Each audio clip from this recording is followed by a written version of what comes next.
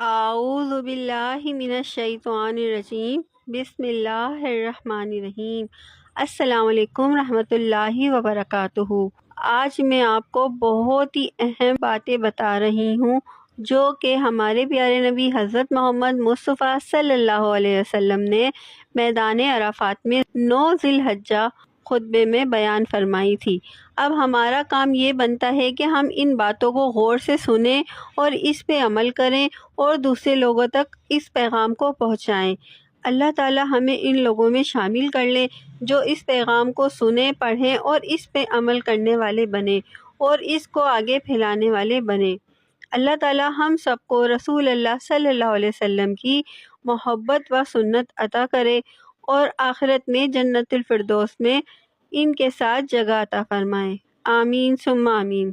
آج کی ویڈیو بہت ہی اہم اور انفارمیٹیو ویڈیو ہے کیونکہ یہ ہمارے پیارے نبی حضرت محمد مصطفیٰ صلی اللہ علیہ وسلم کا آخری خطبہ میں بیان تھا۔ میدان عرفات میں رسول اللہ صلی اللہ علیہ وسلم نے 9 ذی الحجہ 10 ہجری 7 مارچ 632 عیسوی کو آخری خطبہ حج دیا تھا کہ میری ان باتوں کو دوسروں تک پہنچائیں۔ اس خطبے میں اہم نکات کو دہرائے۔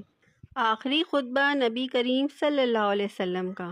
ہمارے پیارے نبی حضرت محمد مصطفیٰ صلی اللہ علیہ وآلہ وسلم نے فرمایا، سنو، مجھے نہیں لگتا کہ اگلے سال میں تمہارے درمیان موجود ہوں گا۔ میری باتوں کو بہت غور سے سنو اور ان باتوں کو ان لوگوں تک پہنچاؤ جو یہاں نہیں پہنچ سکتے۔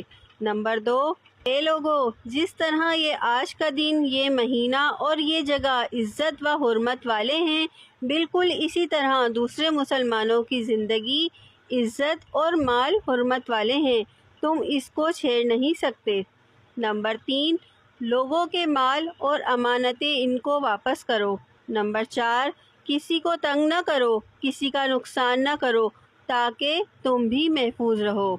نمبر 5، یاد رکھو تم نے اللہ سے ملنا ہے اور اللہ تم سے تمہارے اعمال کی بابت سوال کرے گا۔ نمبر 6، اللہ نے سود کو ختم کر دیا، اس لیے آج سے سارا سود ختم کر دو، معاف کر دو۔ نمبر 7، تم عورتوں پر حق رکھتے ہو اور وہ تم پر حق رکھتی ہیں۔ جب وہ اپنے حقوق پورے کر رہی ہیں تم ان کی ساری ذمہ داریاں پوری کرو۔ نمبر 8، عورتوں کے بارے میں نرمی کا رویہ رکھو کیونکہ وہ تمہارے شراکت دار ہیں اور بے لوث خدمت گزار رہتی ہیں۔ نمبر 9، کبھی زنا کے قریب مت جانا۔ نمبر 10، اے لوگو، میری بات غور سے سنو، صرف اللہ کی ہی عبادت کرو، 5 فرض نمازیں ادا کرتے رہو، رمضان کے روزے رکھو اور زکوٰۃ ادا کرتے رہو، اگر استطاعت رکھتے ہو تو حج کرو۔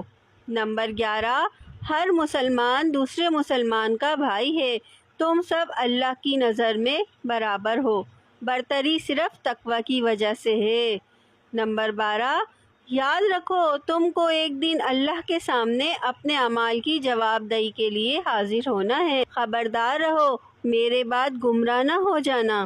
نمبر 13، یاد رکھنا میرے بعد کوئی نبی نہیں آنے والا، نہ ہی کوئی نیا دین لایا جائے گا، میری باتیں اچھی طرح سمجھ لو۔ نمبر 14، میں تمہارے لیے 2 چیزیں چھوڑ کے جا رہا ہوں، نمبر 1 قرآن اور نمبر 2 میری سنت، اگر تم نے ان کی پیروی کی تو کبھی بھی گمراہ نہیں ہوں گے۔ نمبر 15، سنو تم لوگ جو موجود ہو اس بات کو اگلے لوگوں تک پہنچانا اور وہ پھر اگلے لوگوں تک پہنچائیں، اور یہ ممکن ہے کہ بعد والے میری بات کو پہلے والوں سے زیادہ بہتر سمجھ سکیں اور عمل کر سکیں۔